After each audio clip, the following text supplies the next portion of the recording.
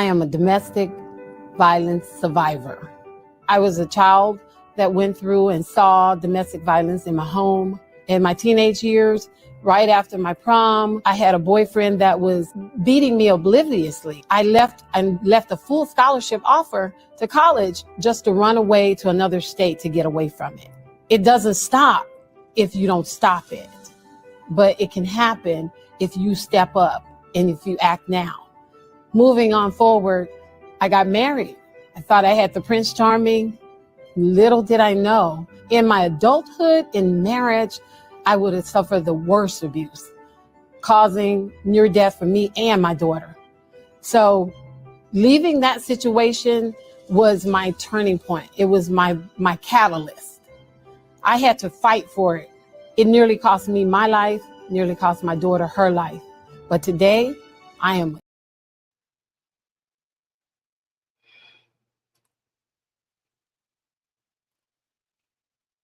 All right, welcome to the Detroit Metro Plug podcast, where connections matter.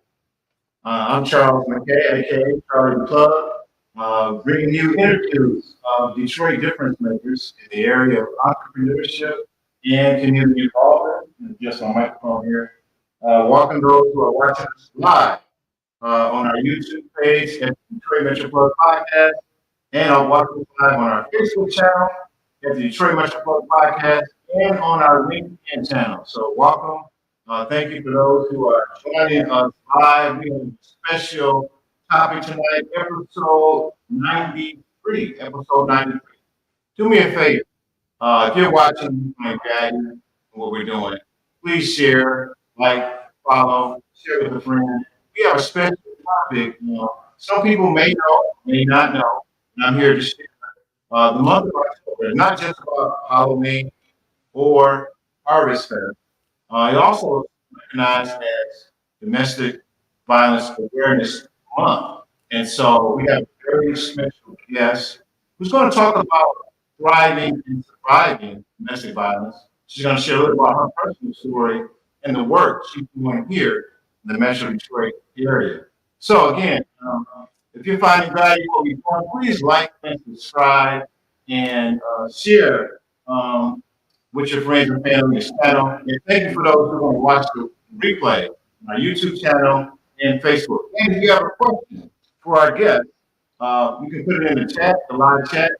If you just want to make a comment, we'll share your comment as well. But thank you for joining this special episode. We're here live in the studio. I don't know if this studio has a name, but we sometimes we travel and do a podcast, and we're here with our special guest. So let me do a formal introduction. Sitting to my right, maybe your screen to your left. But before I do that, I want to share some important statistics that you may be aware of, may not. You know, this is Domestic Violence Awareness Month. And did you know, and I just got this updated information today as we were preparing for this interview, but every 20 seconds, every 20 seconds, there's a phone in the United States who's the victim of a physical assault and a sexual assault every 20 seconds. That means we've been on for about a minute on our podcast. That means somewhere in the United States, someone became a victim of a sexual assault or a physical assault. Also, in the United States, according to current statistics, 4.8 million women are victims of a physical or sexual assault. Also, 2.9 million men are also victims. So this is a very important topic. I'm excited about our guest today, her life experience. So our guest for episode 93, she is known as an advocate relating to domestic violence. She's also a mediator. She's not a native Detroiter, but we claim her. 25 years in Detroit, in the North End. Shout out to the North End. So she's been adopted to Motor City. And also she's a mother, wife, and just a plethora of experience doing things in the community. And so let us welcome, ladies and gentlemen, none other than Miss Georgia A. Cole. So, Thank you. yes, make sure. Okay, we got some light here. Okay. Switch this camera.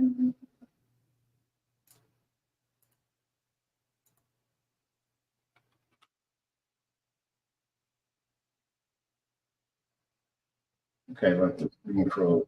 Sure. Does anybody see that?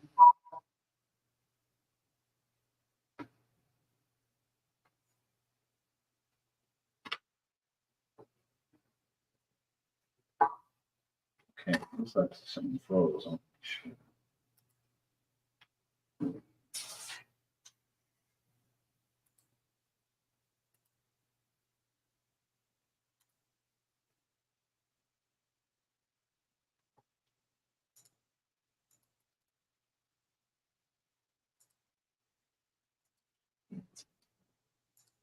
Is it?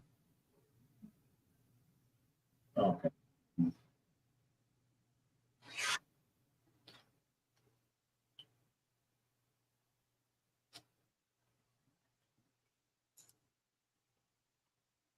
Okay.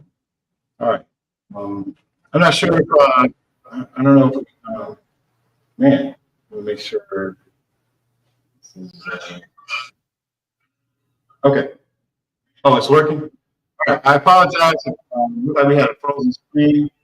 For any just we're live, so this is some technical difficulties. My apologies. Let me make sure I do it.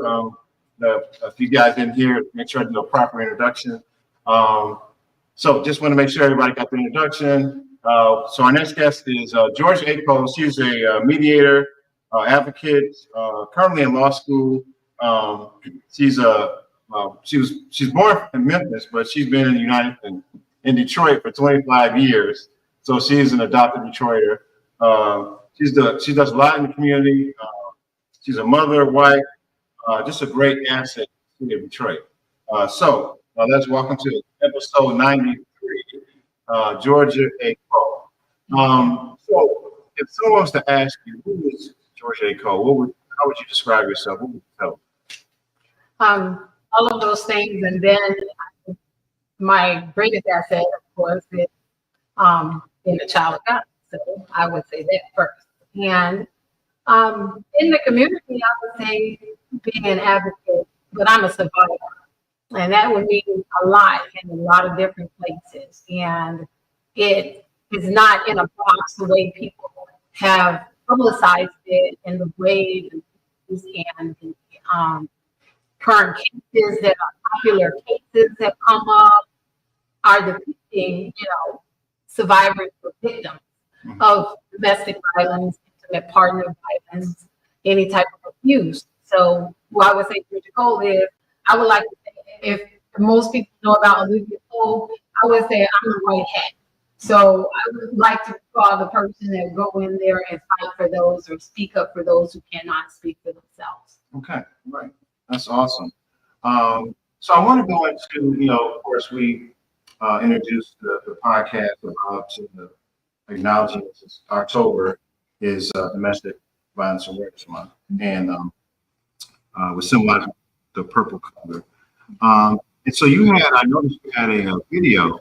Was that in conjunction with the Detroit Police Department? Tell our audience about that initiative. Yeah, it's a wonderful initiative. Detroit Police Department, Detroit, during this month, October, Domestic Violence Awareness Month, has launched a series of commercial videos to bring awareness to this subject. It is something that is not just happening in this month. And giving deed to their credit, they reached out to me and a few others, a handful of us, and asked what we represent on those commercials and tell our story, a survivor story. Okay. I've worked with the BPD for a few years now in the sense of an advocate. If you go into a hospital, you may need a patient advocate, someone who can stand up and speak for you if things aren't happening for you or you're not treated the way you need to be treated when you go into that space. Well, people look at the police and automatically think, oh, they're no good or they're not this or that. But inside of the majority of police departments here in the city of Detroit, I'm happy to say there are advocates, domestic violence advocates in there. I was one of the first domestic violence advocates in that has was the floating advocate. So I got the privilege and honor of housing all of the precincts and the 3rd and the 8th and the 12th. And yes, I was going around to all of those and helping in all of those districts. So it was a wonderful privilege. And BPD launched this initiative, and fortunately, we were able to put out these wonderful videos that I hope will be impactful for people that are still in victim status. Wow. And shout out to BPD and to Chaplain Yolanda Stinson, who spearheads this movement with the DPD, and also Joe, who's the most phenomenal video. Okay. So I want to get into kind of the backstory. So I commend you for being transparent and being part of that initiative and bringing awareness. And I noticed, like, you just shared kind of the backstory. So, was your story started in high school or? It started as a little girl. Yeah. So actually, sharing our audience your story and your path to the work you're doing now. Yeah. In the video, I speak about the beginning. Mm-hmm. I don't know if you know or if anyone that's listening knows, but there's something that's called ACE, which is Adverse Childhood Experiences. And it's really true, and that as a child, what you see affects you throughout your entire life. So you hear people say hurt people, hurting people, hurt people. Yes. That's true in most cases. So that's where that ACEs come in. And you either go into one or the other extreme. So people think about domestic violence and they think it's only physical, but it's not. Oh, yeah. It's always assume that, someone put hands on someone. That's, of course, that's the worst, thought and battery. Right. But no, you can be in an abusive situation emotionally. Mental abuse is one of the most prevalent type of abuse there is. So starting back a little girl's age, there's mental abuse, emotional, spiritual, and then of course what the millennials today's society know as gaslighting and those types of things. Those are all types of abuse that people suffer through. And one of the worst, besides child abuse, is elder. So I work in all of those areas to advocate against this behavior. And it stemmed from a little girl, because as a little girl, I had a wonderful, loving family. Always, there was only 4 of us, siblings, 2 girls and 2 boys, and my mom and my dad. When he was there in our family, I saw a lot of love. And you'll see in the movement of the coalition of domestic violence, you'll see a lot of love shouldn't hurt, and it shouldn't. As a little girl, I saw what I believe, even to this day, I know that love looked like. I saw how my dad loved my mom and how she loved him. And when he left the home, when he divorced my mom, it put a strain in the home. And that's where it began to start, because you took a 2-family home. How old was you? I was 7 years old. 7 years old. I was 7 years old. I'll never forget it, because down in Memphis, down south, we had an alley in the back of our home. Okay. And this alley, we would play in, kids would play in the alley, and it was one end of the alley was one street, and the other end of the alley was another street. Well, the street to the left, if you went out of our back door, was the street that we were not supposed to go on. There was a lot happening down on that end. Oh, okay. Down on the street on the right, it was the upper echelons of the African American. Just one alleyway. Oh, one alleyway. Wow. Yes. So we would play out there. We would, get have pecans out there, and it's down south. But I remember that alley became my safe haven when my dad left home. But when my dad left the home, it was as if a covering was taken away. Yes. A covering was taken away because there was a large gap with brothers in age.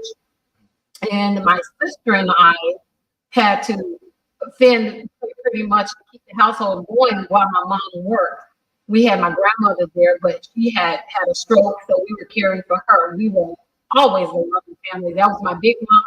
And I remember my dad, when he left, it took something out. My sister became like a sister mom. And I said something. Were you the youngest? I'm the youngest. Oh, and how many? I was 4. It was 4. 2 boys were older, and there was a 20-year gap between my brothers and me.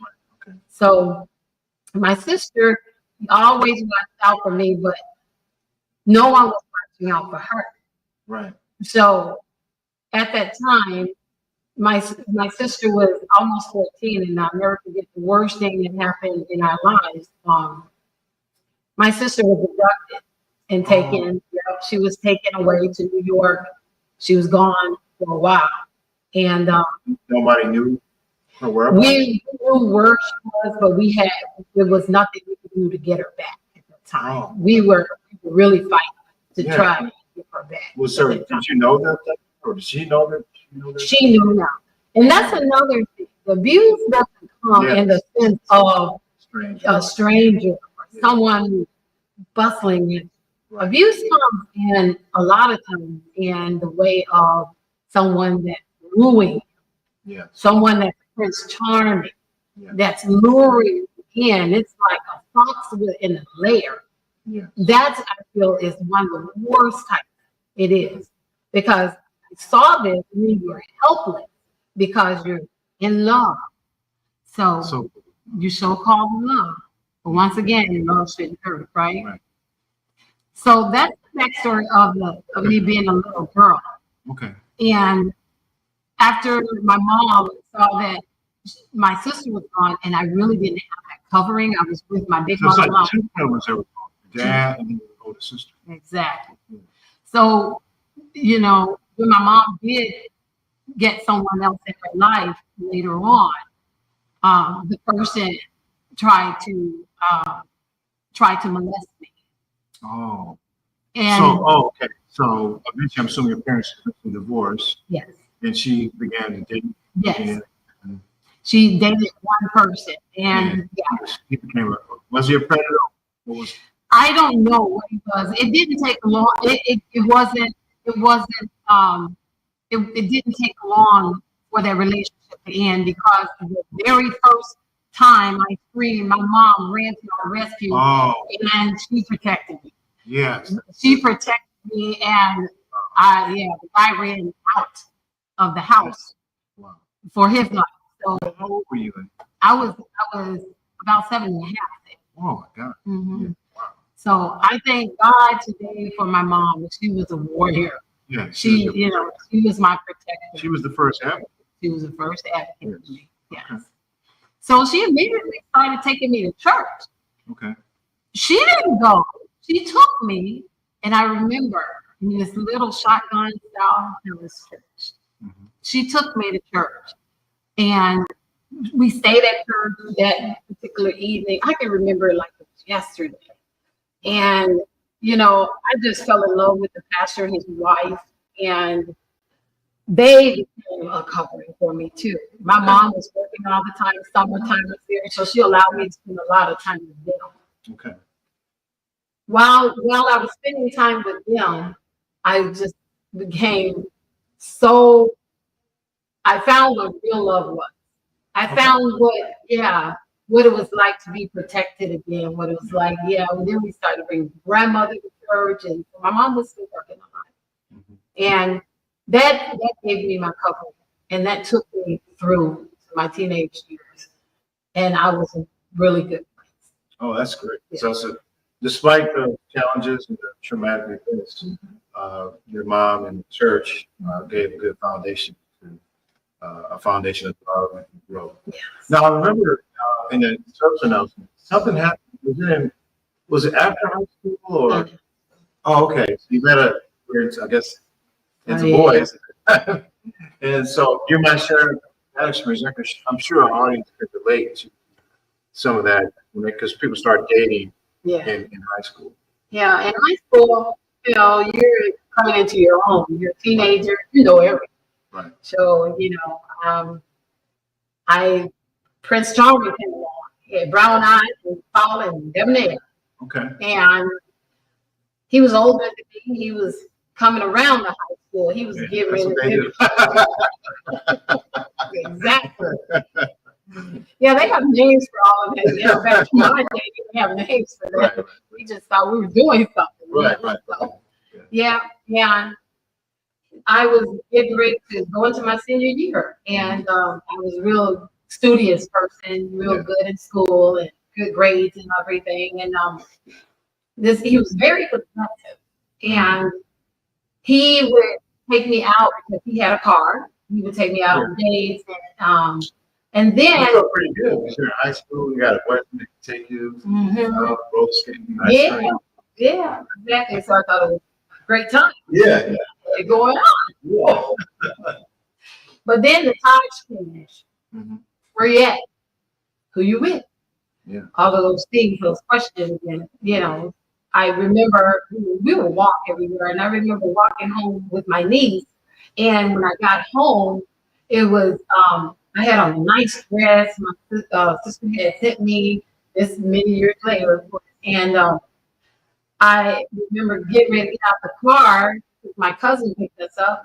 My cousin, a boy, and he was dropping us off. And before I could get out of the car, someone grabbed me by my arm and literally about to snatch me out of the car. So my cousin was like, "I'm gonna go.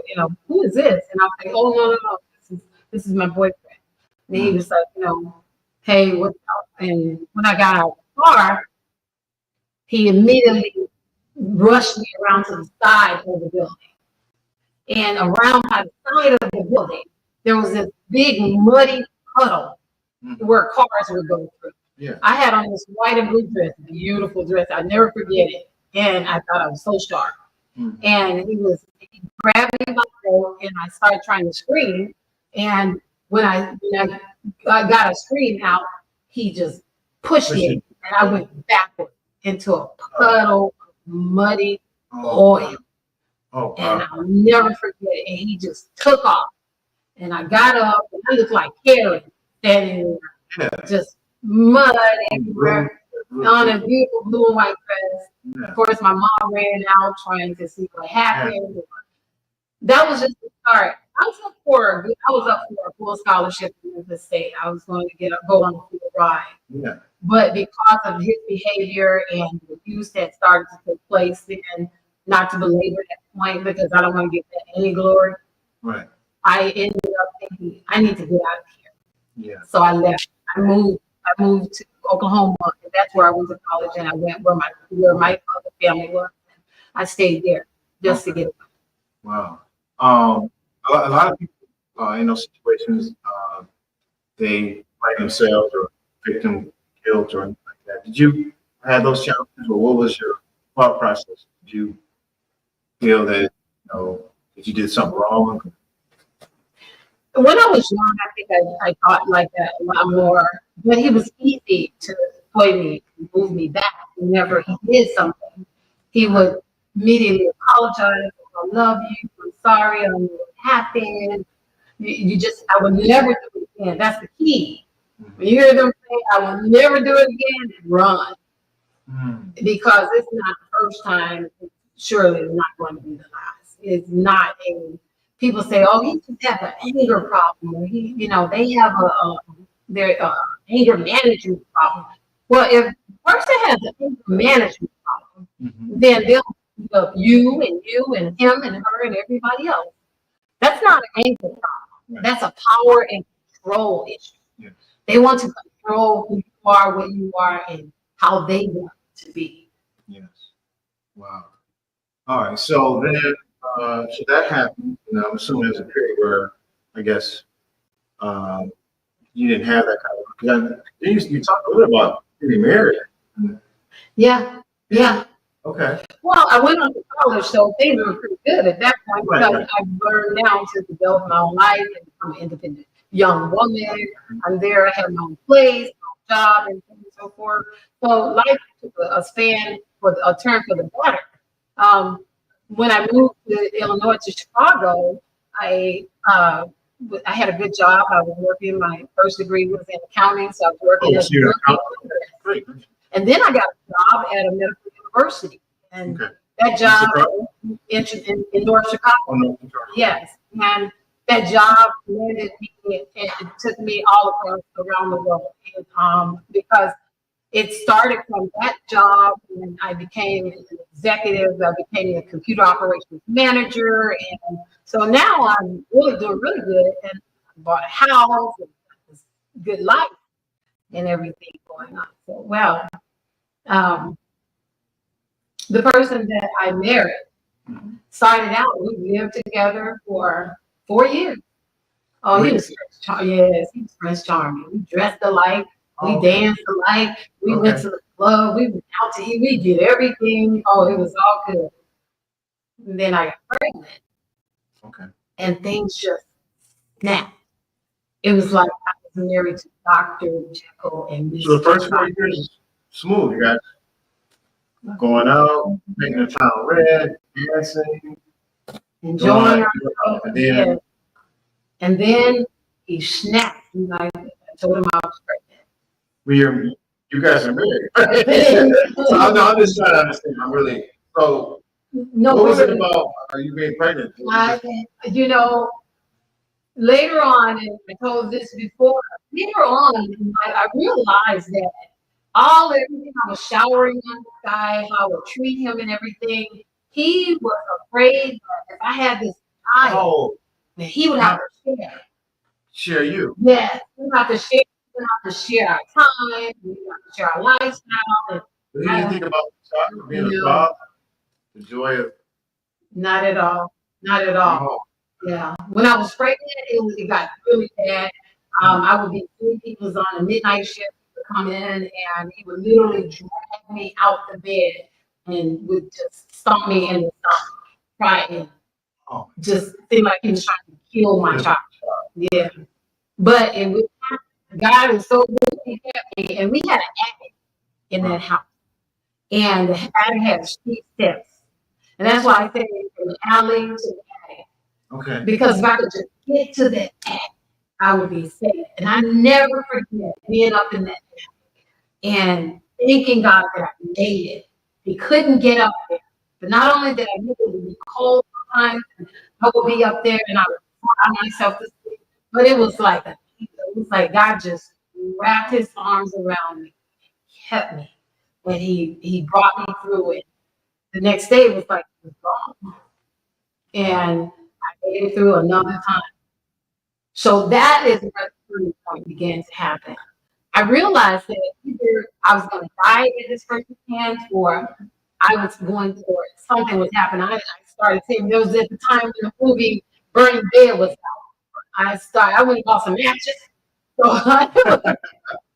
somebody gonna kill it. It ain't gonna be me. So it was I bought some matches and some other things. Trust me, if anyone is listening, I can make light of it today because I am a survivor. Today I'm a thriver. But when you are in the midst of it, when you're a victim, don't let the devil lie to you and tell you, burn them up in the bed, throw them up and burn them up, because those things go through your mind because you don't know any other way out. Right. You're thinking either one of us are going to have to go. But fortunately, it was like God gave me an idea to start going to the law library, start going to court. I would go on the days I didn't know, and I would start going to the courts. I would watch the divorces. I would watch the cases. I learned what I needed to do. I started planning. Victims of domestic violence, people always want to say, why don't they leave? They can do this. Why don't they do that? But that's not true. You know that person is her best hero.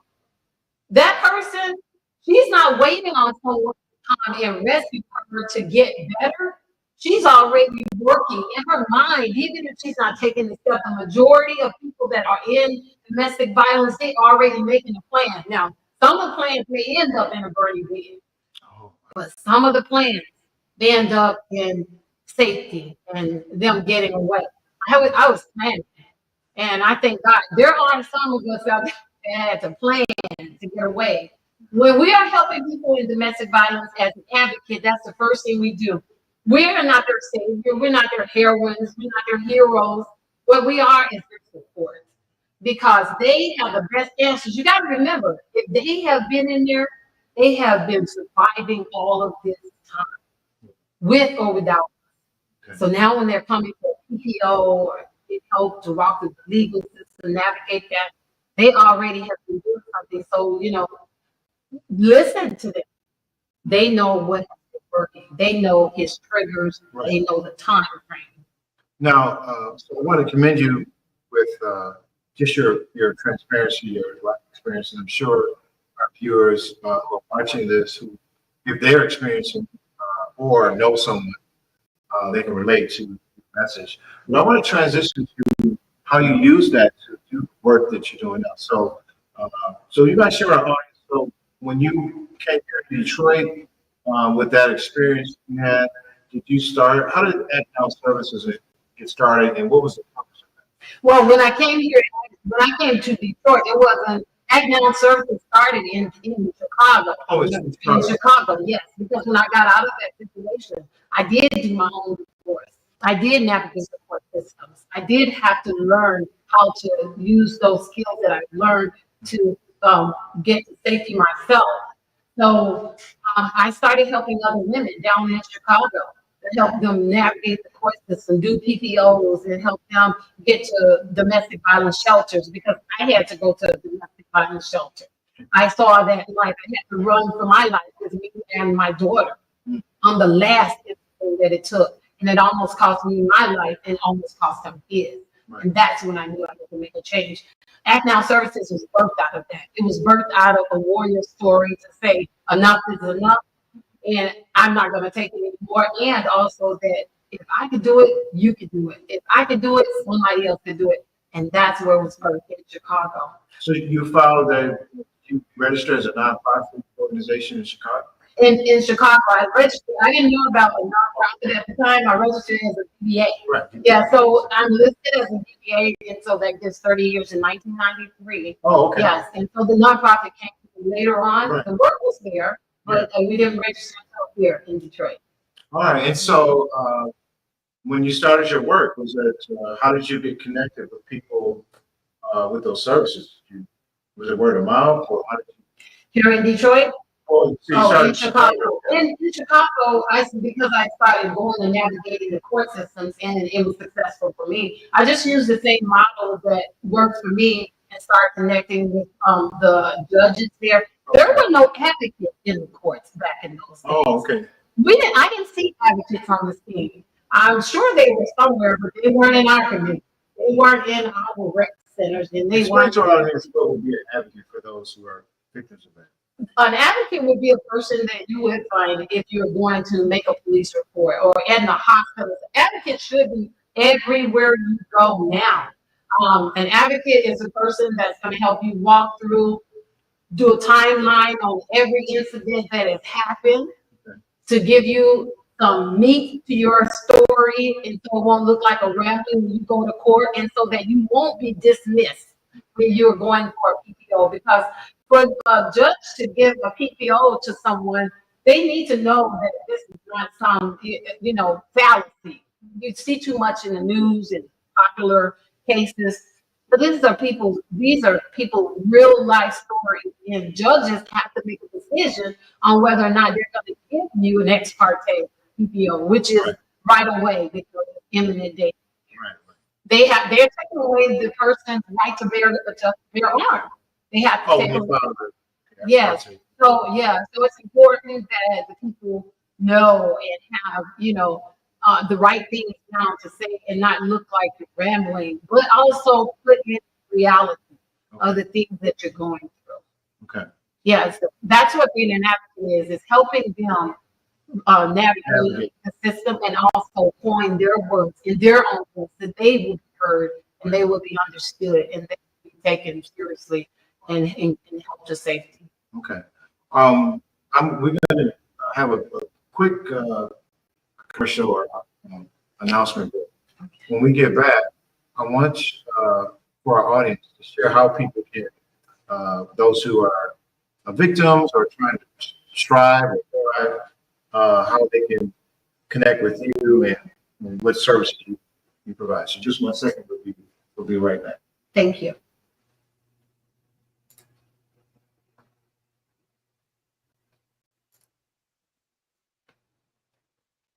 Hi, it's your girl Kim Brooks, national best-selling author of the novel He's Fine, But Is He Saved? And several books for singles. And I'm so excited to announce after many, many years, it's finally happening. He's Fine, But Is He Saved is coming to the stage. The book that you, Detroit, helped make a bestseller. And it's featuring an all-star cast. We got Bruh-Man, Reggie Ballard from Mark, Bruh-Man from the Fifth Zone. We also have Joshua Rogers, Sunday Best winner from BET, Thicker Than Waters, Jewel Taker, with Detroit's finest talent, including Paul Dean, Dr. Eddie Connor, Jason Jamerson, Tavon Platt, and rising stars Queen Fierce, Brielle, and Sansa Sanika, and more. This play is filled with drama and laughter and will keep you at the edge of your seat. Written and executive produced by yours truly, Kim Brooks, and directed by the legendary TJ Hemphill, this play is unprecedented, and it all goes down this Sweeties Day weekend, Saturday, October 21st, and Sunday, October 22nd, here at the beautiful Michael Guido Theater, where every seat is a great seat, and free parking on site as well. Single ladies, make it a girls' night out for Sweeties Day. Couples, bring your boo. Family friendly, bring the entire family. Church groups are welcome as well. Come on out to Metro Detroit, stage play of the year. Get your tickets now. They're on sale while it's fresh on your mind. And we thank you in advance for your support. You know what? You're going to have a great time this Sweeties Day. Join us 2 nights only. It's going to be epic. Black Leaders Detroit, they knew that during the pandemic, that Black businesses were going to be left out of any type of funding that the government gave, and they wanted to make sure that they were able to figure out how they could step up and help, because again, this is their community, and they want to make sure that their community is still here when this pandemic is over with, and the only way you can do that is by offering support to your community, and so they stepped up and they did that.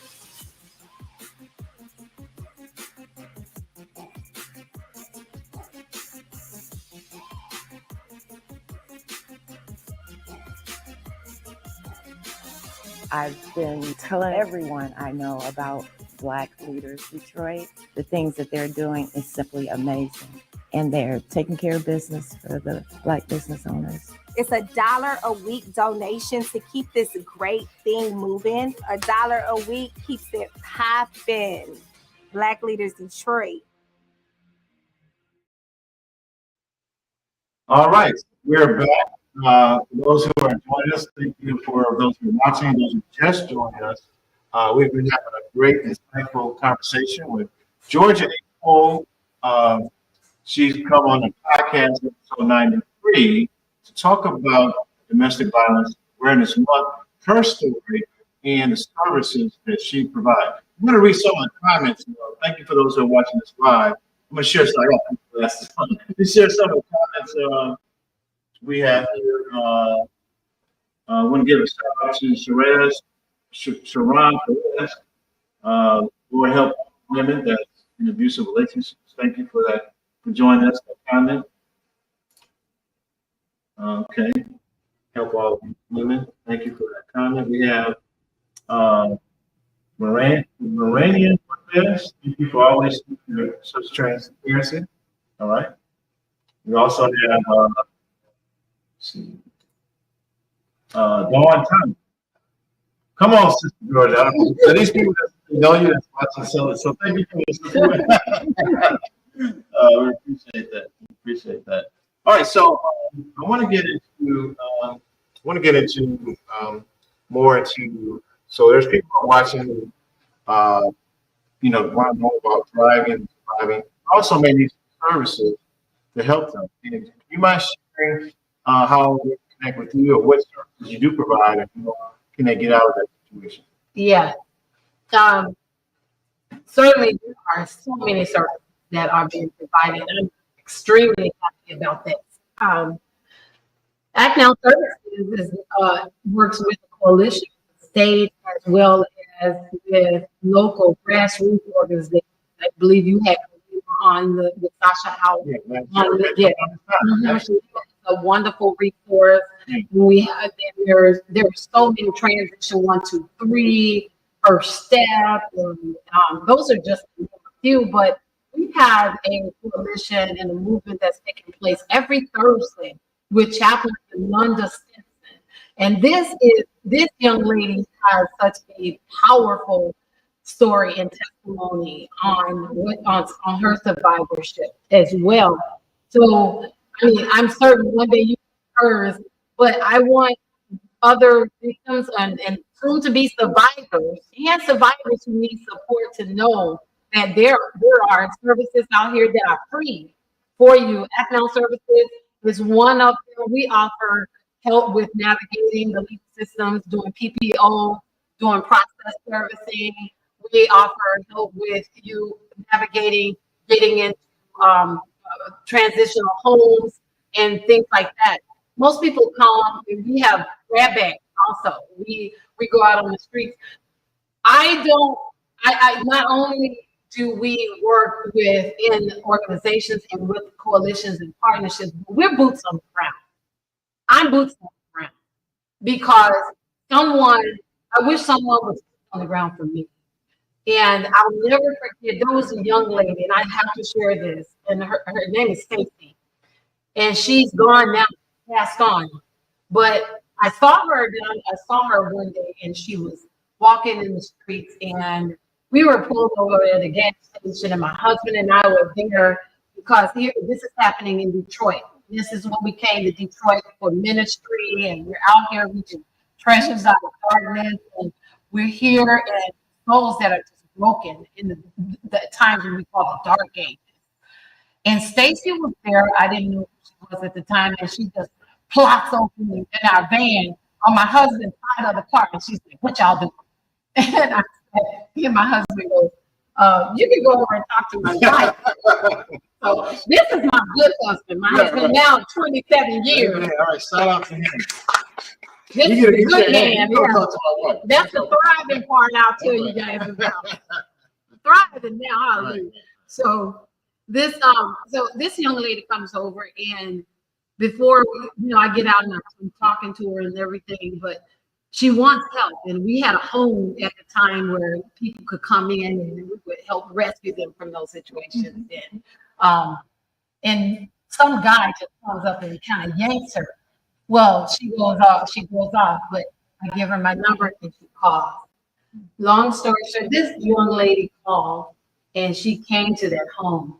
But the guy was so tenacious, he was like, her. He went to our men's home and he followed her and he was trying to get her to leave and everything. I knew I had to get her out of here. So we asked her, do you want to go out of Detroit? Do you want to go somewhere else where you can go to another place and be safe? And she was like, yeah, I got to do something. We sent her back to Chicago. We sent her to Rockford, Illinois, and she lived there. He had her out on the streets, soliciting, prostitution and everything, had lost her children. And before she passed of cancer a few years ago, she wrote me a letter and she talked about her life and how it changed. Wow. And she became a nurse before she died. And I just want to say, this work is so rewarding. And Stacy is Tracy and Stacy, the twins, Tracy is a life that was changed. And wow.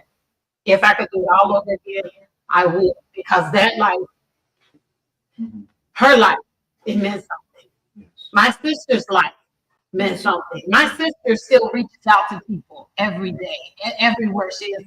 We're not in the news. You don't get the big billboards about what we're doing. Right. Because we don't need any accolades about it. We don't need a photo op about it, but we need to see that people are being saved and rescued. Souls are being saved, and that's what we are. If you need us, we have numbers to call. Yes. And there are resources, but call them. If you see somebody on the street, give them our information. I'll go there. I'll reach out to them. We'll get them into a safe place. We'll help them navigate the legal system. We'll put them. We'll work with Yolanda and with Kalima and everyone else to get them. I have on the screen your email and also your link tree. Yes. What's the best way people can connect with you or get the services they need? You can call us. Okay. Simply call us. What's that number? 313-473-9599. Share that number. 313-473-9599. Awesome. So, what specific services do you offer people to help them navigate their? We offer, with our partnership and our other partners, offer full wraparound services. So if a person doesn't have any clothes, we can get them clothes. If they need somewhere to go, we can get them housing. On our part, if they need legal help, we work with attorneys that are in need of helping people. Agnes and Associates, a phenomenal law firm that helps people sexual assault cases and doing a phenomenal job, even with indigenous people. And so we work with people to get them off the streets, get them into safe housing, and not only that, but job readiness. We believe in healing for their whole being, then helping them become mothers again. We've helped hundreds of women get their lives back together, but also many to get their children back. Okay. So we work with the systems, within the systems, and the juvenile courts, and any court that they need to go to, so they won't have to be afraid of, oh, they're going to take me to jail. Right. We'll work as advocates to work with the judges on behalf of them. And they can reach out to Act Now Service. They can reach out. I like that term, Act. Yes. You can make a change now. Yeah. I want to go, you're doing great work. I just want to, just commend you for what you're doing. And this platform is about the positive contributions that Detroiters are doing to Detroit and highlighting, sharing their story, and also a way for me to give them their flowers. I just want to say thank you for what you're doing. I'm pretty sure our audience appreciates the work you're doing. And I want to know, like, what if someone who wants to support, or donate, or volunteer, or give, or donations? How do they do that?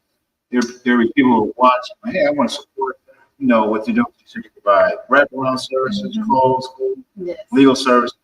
And I'm sure it costs money to provide that. How can people support what you're doing? We are a nonprofit organization, so if they would like to support, you can go on to our website at www.actnowservices.org, and they can support. They can give us a call if you'd like to with us to become a constant supporter, a monthly supporter, to actually respond to, a young woman to safety, or a young man. They can reach out to us. This information that you put on your on your wonderful site there, and we will be able to help them. And we appreciate any of their support. And if they know someone that need our support, please act now. Say something. Look into that camera to give a special message for whether it's a guy or a woman who's facing. What would you tell them? What words would you tell them? If you are in a place of being a victim today, act now. Say something. If you know someone who's a victim or don't know what to do, how to get out or where to go, act now. Say something. If you are a person that needs a leg up, you want to go, but you don't know where or how to, act now. Say something. We're here to help. There are so many of us that are partnering, have locked hearts and locked arms, so that you can be able to get to safety, and that you will not only survive the situation, but you will be able to thrive after the situation. I was a survivor. but now and if it can happen for me, if God can do it for me, he can do it for you. All right, all right. All right. Well, I really appreciate you coming on the podcast and highlighting domestic violence. So for those who watch the replay, if you are experiencing some of these issues, or you know someone, you want to reach out to Act Now Services. So is it actnowservices.org? Yes. actnowservices.org. And can you share that phone number one more time? 313-473-9599. Okay, great. So we want to, in the replay, we'll have links in our description. So if you watch the replay on YouTube, there'll be email and phone number in the description so that you can access those resources. So I know as we wrap this up, I know you do this. There's some other things that you do, and I'd like you to share on the audience. I know you have some projects with some other businesses that, because we're about celebrating as well. Yeah. So I sharing other stuff, things you got going on. Yes, it's been wonderful to be here this is my city. I'm a Southern girl, but Detroit is my home. I am so grateful to be here and to serve at D5. We go all the way live. We're in District 5. I want to give a shout out over in D5. We're here, and I work within the community in the LaSalle Beautiful Black Club Association, and we help there in our community and in the surrounding areas, especially with the elders. Whenever anything is happening, we're trying to take preventive measures because we have flooding situations. There are many times that the elders are abused or displaced because of gentrification and different things that are taking place in our city. And I'm one of the boots on the ground that's out there helping, making sure that we can advocate for them. I'm an advocate and a mediator, and we work within the court system. I work with the mediation tribunal.